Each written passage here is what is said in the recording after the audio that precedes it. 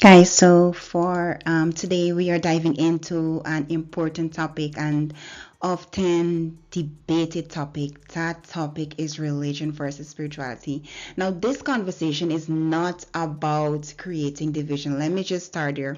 However, what it is supposed to do is to open a space for understanding and personal reflection. Now, religion and spirituality are not that much different as we may think, but it's basically two paths that many people walk to find their purpose, to find their connection, and also to find their truth.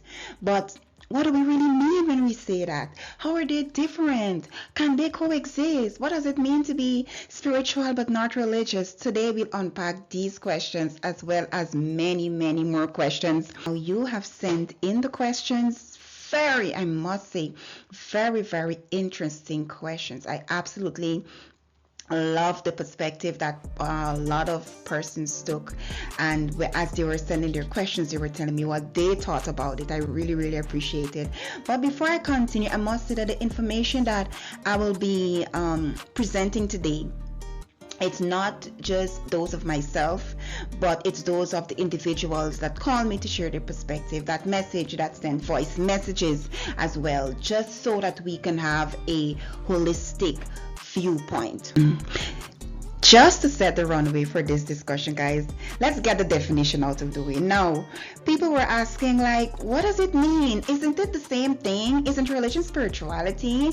Like I don't know. So let's get the definition out of the way so we can all be in alignment with what we're going to be talking about today. So religion is often defined. If you just Google the definition for religion, what you will see that it claims to have a set of belief structures, practices, and also codes, usually centered around the deity or a higher being, right, or something of some higher power. It generally have like sacred texts that they refer to. For example, we know about the Bible, we know about the Quran, and the Vedas. There's also specific doctrines that actually surrounds religion. All right, so there has been some research also with religion. There's designated place of worship. Now, some research was done, and we have learned that about 84% of the world's population identify as religious, and they've claimed to be affiliated with religion in some form of the other. Now that is remarkable to see, because this highlights how ingrained religion is in our society today.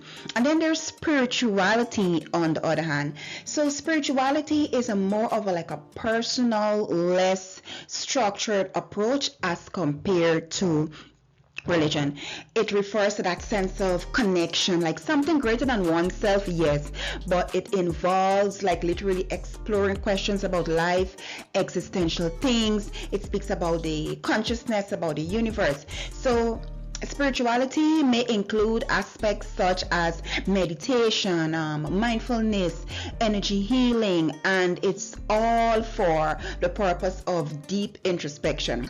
There's also a 2017 studies that showed, they have found that 29% of American adults, right, they identify as spiritual and not religious. We got a question about that, so we're going to answer what do people mean when they say that. But this is what this study showed that they identify as, which is actually reflecting a shift towards individuals exploring faith and meaning in a different type of way. If you know what's the guy named Deepak Chopra? Yes, he explains spirituality as like a self-awareness that transcends beyond the ego. So he says, like, religion is the vehicle that can either support or limit your journey, your spiritual journey.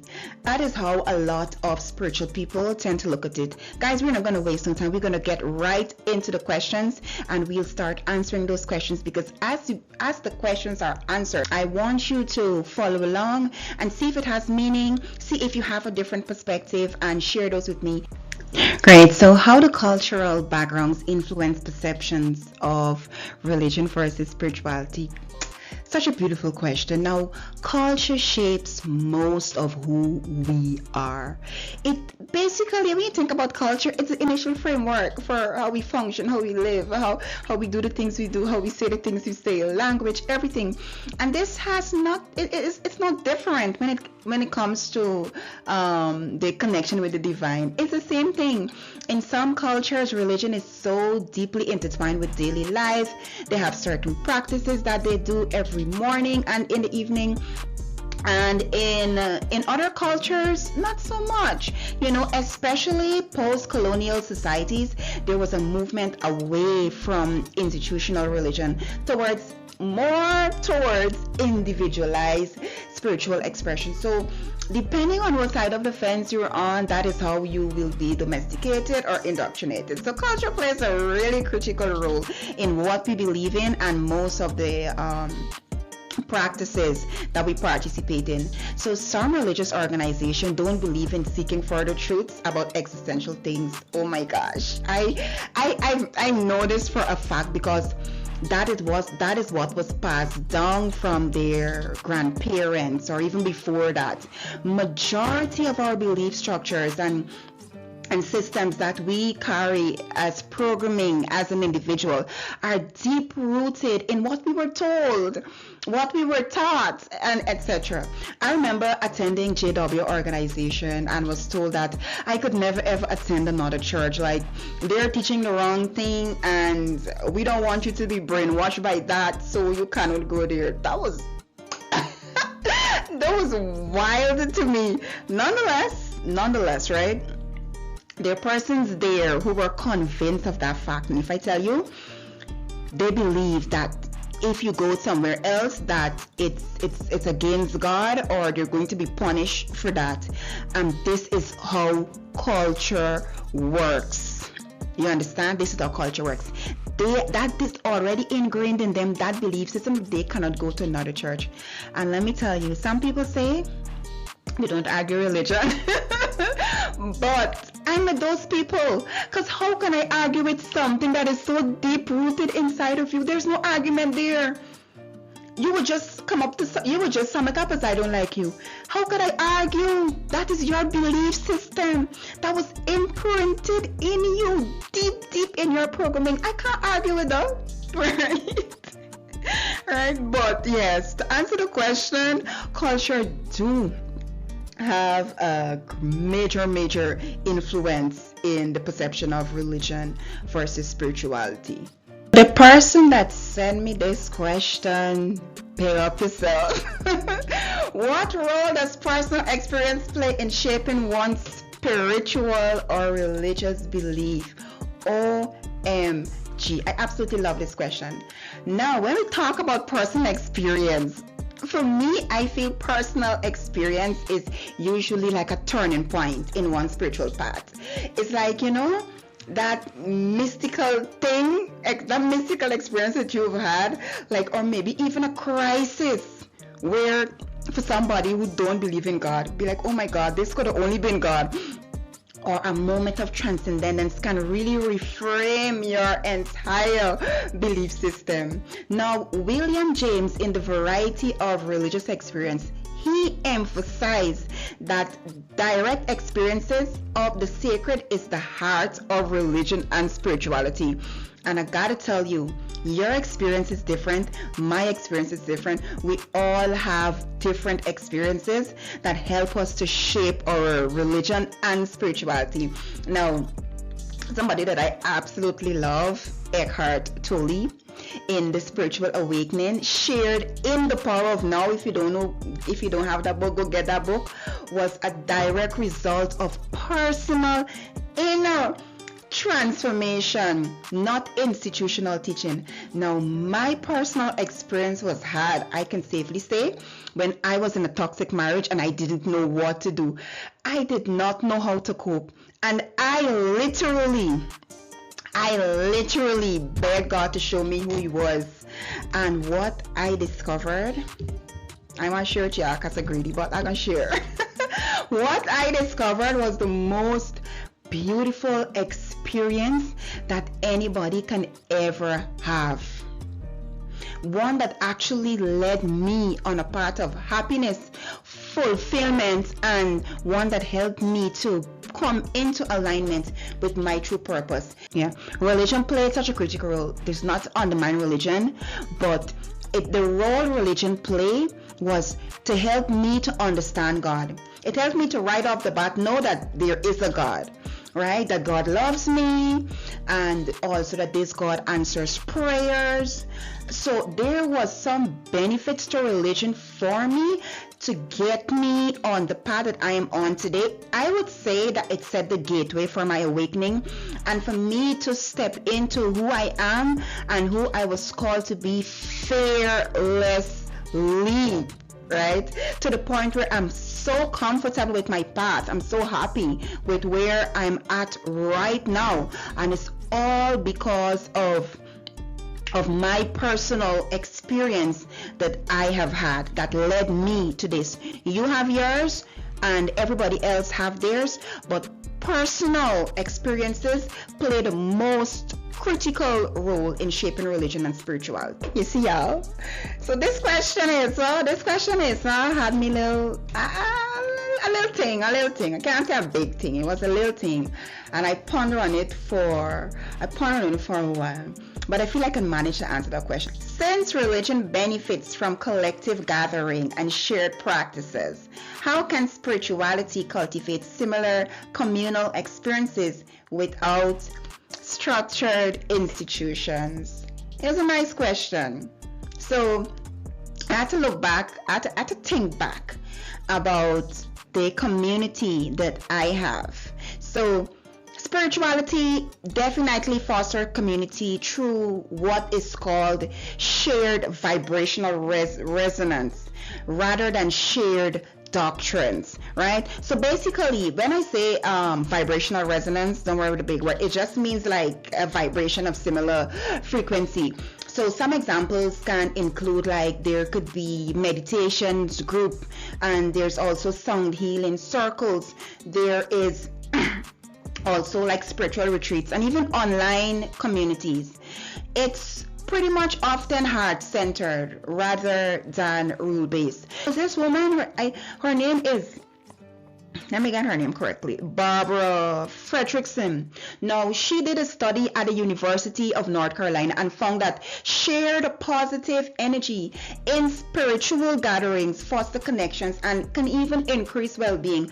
And I know this for a fact because Joe Dispenza, if you don't know who Joe Dispenza is, you should know who Joe Dispenza is. Google him. He actually has these large retreats where people come and there's large meditations happening and there's song healing and all these things, and people with illnesses for years walk away healed from those situations. So they aren't as structured as religion, but however, there are benefits. Just as there are benefits in the religious community, there are benefits in the spiritual community as well, as it relates to similar communal experiences. The Aliyah comedies, big hard question to me. Next question. How do religion and spirituality intersect or diverge in terms of community and belonging? Right? It's kind of similar to the question before, but it's still kind of different. So religion offers belonging through shared beliefs. Spirituality offers it through shared energy and shared level of consciousness. While one of them relies on a common doctrine, the other thrives on resonance and mutual growth, right? Religion can sometimes create exclusionary boundaries, to tell you the truth, while spirituality can be way more inclusive and open to diverse perspective. Story time. I remember clearly losing a Christian friend, someone who I held so deeply to me, so dear to me, someone who I really appreciated. And guess how? I told her that I do meditation and yoga. That was the donor. It was such a heartbreaking conversations have my heart literally broken half. I called my friend. After the conversation with her, I ended up calling my friend all the way across the globe just to like what the hell went wrong. I was panicking. I was so hurt, and I was venting to him about my experience. And it's during that very, very conversation we remember that people in the Bible meditated as well. Right? They retreated and spent time with God, and themselves they retreated into the mountains. And so, nonetheless, to end the conversation with her, I ended up telling her, you're so judgmental towards what you think I'm doing wrong. But what would Jesus do? And that kind of stopped her in her tracks, like right away. And like she catch herself, like what she was doing. She apologized, and we both apologized because it was kind of heated, and we ended that call and that friendship. Afterwards, I went into the Bible to dig, to see, wait, how can meditation be so wrong when meditation has helped me to calm myself down 1,000%? How could something so beautiful be so wrong? And then I saw Isaac meditated, King David meditated, Joshua meditated, and Jesus himself meditated. In Genesis 24:63, it is recorded that Isaac went out to the field one evening to do what? Meditate. So, how is it you upset with me as a friend because I meditate? David is known for his practice of meditation, as is evident in the Psalms. Right? So that was kind of weird, and that kind of was just off. And to tell you the truth, this is just to show how sometimes religion can be less inclusive. This is not to say all Christians would agree with her. Obviously not, because some of you are watching this and be like, what is wrong with her? That she doesn't know what's up. This was a common question. A lot of people ask this question, so I feel like it was a very concerning question.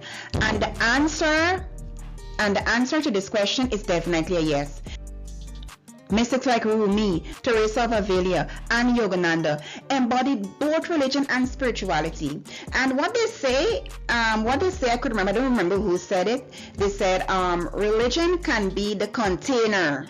You know, the container, and spirituality is the essence inside of it, you know. But let me explain further. So religion can provide the framework for spiritual practice, while spirituality can be the thing that adds depth and personal meaning to religious belief. Now, numerous individuals and religious traditions as well demonstrate the harmonious coexistence. This is not something weird. This is not something that is now. This is something that has been happening all along. Harmonious coexistence of religion and spirituality together. There is a Trappist monk by the name of Thomas Merton, and he wrote extensively on the mystical aspects of Catholicism, because that was where he started, and that is what catapulted him into his religious belief, which led him to discover Eastern spirituality. Now, at the end of the day, God is not in some faraway place. Whether you're religious, whether you're spiritual, it doesn't matter. The fact is, God is not in some far away place where it's so hard to reach him, where you have to beg for anything, not knowing if he will answer. God is right here. God is right here in this very moment, waiting for you to reach out to gain clarity about your path, what you should do, whether it is spirituality, whether it's religion, wherever you are. It doesn't really matter. All you need to do is ask. There's a beautiful book that I absolutely love. Everybody who knows me knows I love the book. The book is called Conversations with God. The author is Donald Neil Walsh, and in the book, the author was asking God, so God, who do you speak to? Like, who do you speak? Like, I don't know, I don't really hear from you. He said, and the response, because he was kind of journaling free flowingly, and the answers the answers kept coming to him all the time. This author, Donald Neil Walsh asked God, who do you speak to?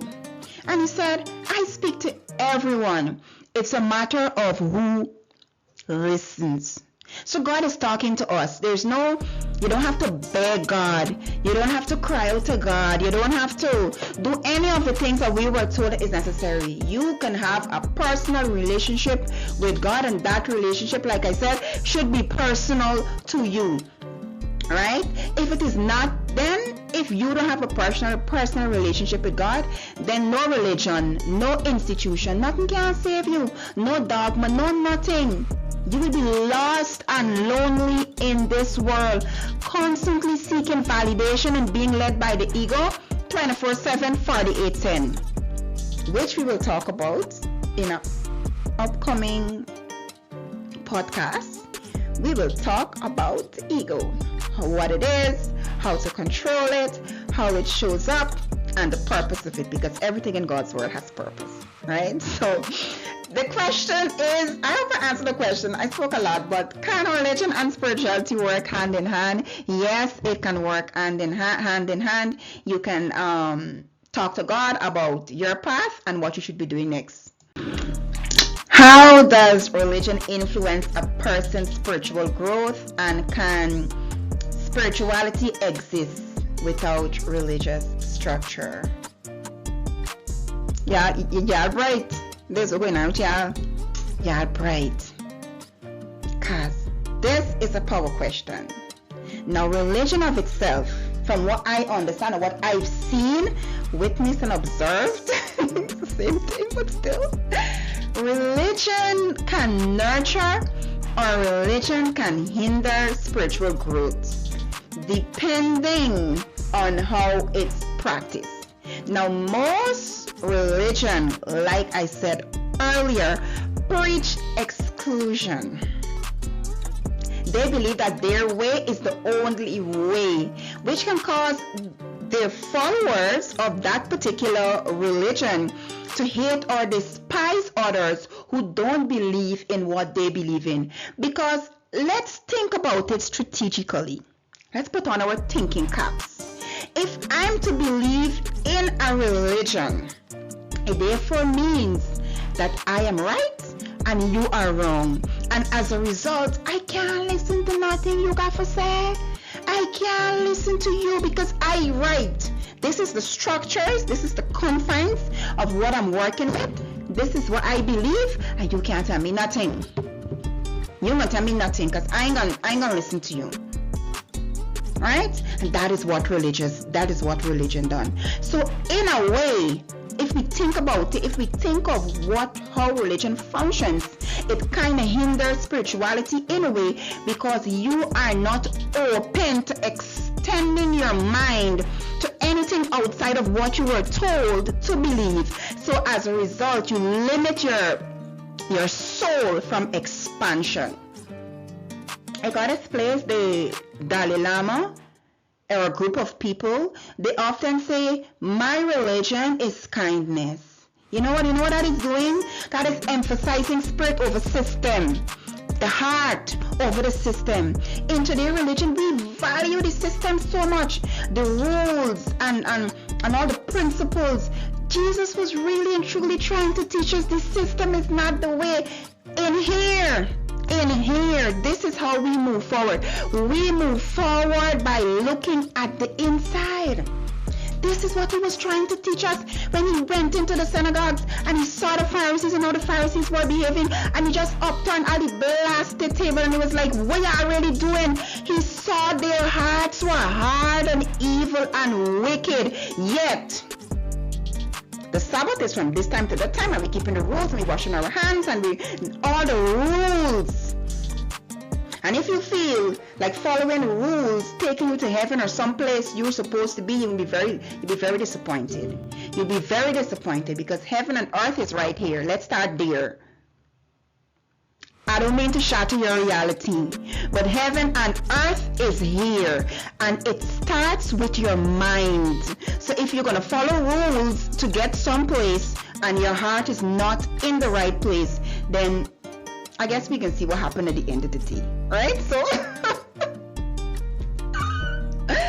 oh, this place is hot. So Jesus had to now tell them, he said, yo, get 2 commandments. Listen, All this commandment where y'all walking with this, huh? Y'all mixing it up and y'all doing y'all own thing with it. I am giving you 2 commandments.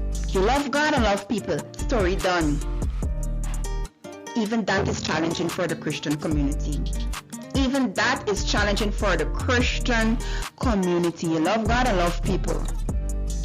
Instead, they claim to love God and hate people, which means love governs all commandments. Love, love, love. If you love your brother, why would you want to not speak to your brother because your brother do something that you may not be in alignment with or you're not comfortable with? That is not love.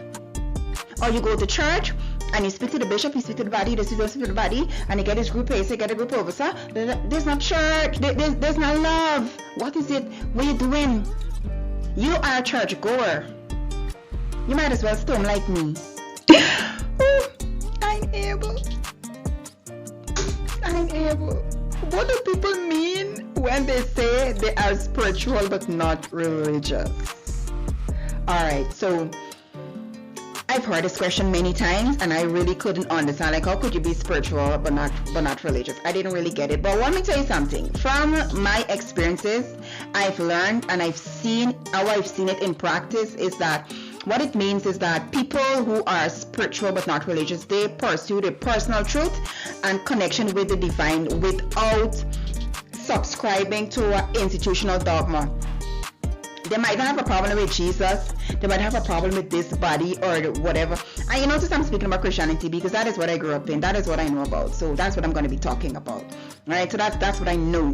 So they might not have a problem with scriptures directly, but they might not be in alignment with practices and so on. So they moved away from that. However, they would have developed their own spiritual practice by utilizing various concepts and teachings that resonate with them on a personal level so that they can have that connection. Practicing something of this nature, we would find that it might involve studying multiple traditions, doing meditation, focusing on energy, paying attention to their intuition, which is your guidance system, things of that nature. So more and more, as people are waking up and opening their eyes, they're coming to the conclusion that they don't want anything to do with religion, and they more identify as someone who is spiritual. And I gotta tell you something, because like personal experiences again, a lot of people move to spirituality because they are running from what is called church hurts, right? To tell you the truth, they realize that the mindset of some folks in the church were worse than the individuals in the street. And this is no reason to stop going to church, by the way. This is no reason, but I'm just sharing how some people view it. There is no reason. You go to church, you're going for your own personal fulfillment. Nobody should stop you from going to church. Nobody should be that powerful to stop you from going to church. You are going for your own personal growth, not for anybody else. You know the benefits that you are getting from the church, and you should stick to that. You should focus on that. Story time. So my ex-husband was trying to take me to church. He was Adventist or still is, I don't know. But we went to church a day, and I got it so much. She's like a senior person in the church, and nobody can really like tell she nothing. Apparently she got this position, she's an elder or whatever. So we had just gotten baptized and so on, newly married or planning to get married or something like that. And this woman was like, I don't know where you come from. I don't know where you come from, but here you don't dress like that. And mind you, poor me. I had on a dress, long from top to bottom, fully covered. The only thing, I think the sleeve was like here, like a little, little puny little cup sleeve. Like it was a little sleeve. Very embarrassing in front of a lot of people. I felt so ashamed. It took me a while to go back to that church, right? So I feel like we're getting a few things wrong in the Christian community, this is just my personal opinion, right? So things of this nature, like what I just spoke about in my experience, push people away from religion in an effort to find God. They're like, just move away. It's like God is not here, which is not true. It is not true. You're going to constantly be looking, because it doesn't matter what structure or where you go or how you dealt. Oh, it doesn't matter. You will find people who are not 100% loving, because that is all it is. It has nothing to do with the system or the practices or the rules of the church. It was just someone who isn't loving. Because even if you wanted to say something like that to me, you could have said it in a different way. And I'm not attacking Christianity. Might sound so, but I'm not attacking Christianity. Sorry, but it's that was my experience, and I want to talk about. It's easy to draw conclusions from that, because that is where I was and my personal experience. Let me go into this one. I feel this is very interesting. Does spirituality offer the same mental and emotional health benefits as religious practices? Now, mental and emotional health benefits as religion practices. I don't know. I feel like church has a beautiful structure. I remember going to church. I remember feeling down, and then I go to church, and then like once the service is good, it gives a nice it's a beautiful experience. It's rejuvenating in so many ways. So I feel like this is what they're talking about, mental and emotional health. But I would say, if spirituality can offer that, yes, spirituality can offer coping mechanisms, a sense of meaning. Why people are there? Because it does offer a sense of meaning and tools for stress reduction. Spirituality often adds mindfulness-based tools, which is proven to improve mental health. As a matter of fact, forget spirituality. You go to a psychologist with certain issues, he's going to give you tools to calm your mind, like mindfulness and so on. Mindfulness-based stress reduction tools. Guess where it's rooted? It's rooted in Eastern spirituality. And day like today, it is widely used in psychology because of the many benefits it possesses. I can't remember the person who asked me this question, but I don't think this is a fair question to ask. I don't think it's a fair mindset to have either. But let's get into it. Why is religion so corrupt? And this is just my opinion. And I want you guys to add to it. I feel like because religion was created by man as a means of getting to God, it's still a man-made system.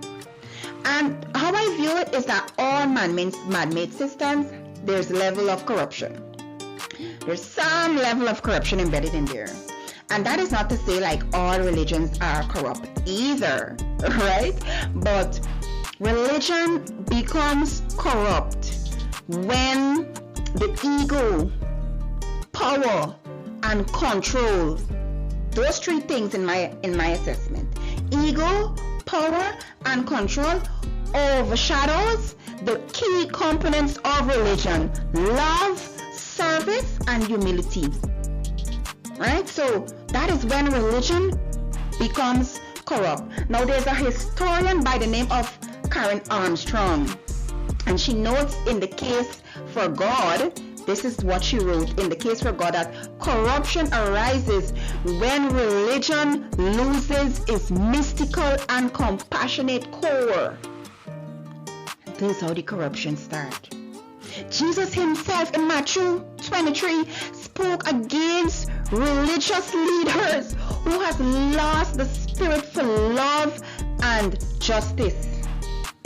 So for me, I would say, instead of focusing on where corruption lies, just focus on your own personal benefits of what you are getting from the institution and the practices that you are incorporating that are of benefit to you, and you'll be fine. But the question is, can spirituality provide the same sense of guidance, community, and purpose that organized religion does? Yes. The answer is yes. The answer is yes. But it may be self-directed rather than externally imposed. Right? Self-directed meaning you have to decide what works best for you, and you take that and incorporate that. So purpose of itself, because we are all here to find purpose and fulfill purpose. So purpose in itself comes from soul alignment with what feels right innately to you, right? Guidance from intuition or your higher self, and community from shared consciousness. You can have guidance from spirituality. Spiritual practices encourages guidance from your intuition, or some people say universe, some people say source, some people say God, some people say higher self. It doesn't matter, right? So you have that community where there's a level of shared consciousness. And one of the key components of spirituality, when compared to religion, I feel like I didn't mention, religion seeks something outside, seeks to worship somebody outside of them, somebody far away from them, somebody up in the sky somewhere. And spirituality is not about that. Spirituality knows that connecting to God is you connecting to yourself. It's you understanding that God is right here in the now, right now. When I connect to myself, I can hear his voice clearer. When my mind is clear, I can hear what next I have to do. When my heart is pure and I love and I show compassion, I'm guided more as to how to help my fellow human beings. So it has everything to do with the inside. And I feel like religion, some aspects of religion focuses completely on pleasing somebody outside of who you are, which is deep rooted in a lot of fear. And that is not what spirituality is about, right? So you can find that community indeed. I don't know if you guys know Michael Beckwith, but he is one of the individuals who was featured in The Secret, the movie, Agape Spiritual Center. I think that's the name of his, or correct me if I'm wrong, that's the name of his church or entity, I don't know, but he calls it Spiritual Center, and he uses a lot of spiritual concepts in his service, right? So, and those services are very powerful and magnetic. I feel like spirituality, because there's community for everything, and the guidance is there, and I feel like it's just a matter of where you are on your journey and what you decide to choose on your path. I call it a wrap for today. And in conclusion, I just want to say that religion and spirituality both seek the same light to me, right? It's just through a different window. So whether you choose rituals, stillness, or sacred curiosity, whatever it is, your journey inward in you is valid. It's worthy and it's deeply human. It don't matter. You just reach out, have developed that relationship with the God that you know, and you ask for guidance. Do not wait until you go for somebody else to tell you who God is. You develop that personal relationship with God, and I can safely say your experience will be different. Everything that you were taught that it doesn't in alignment with your true self and your purpose, it will be revealed to you. So at the end of the day, it's all about you being a seeker of life and knowledge, and you will always find the answers. I can definitely reassure you that once you start to seek, the answers will come. I'm Hadassah. I'm a life coach and I'm a hypnotherapist, And if you enjoy this podcast, you know what to do. Don't forget to share. Don't forget to like it. Don't forget to subscribe. Don't forget to comment. Don't forget to add your views. All your views are valid. And thank you so much for staying on the Enlightened path. I love you guys so much. See you next week.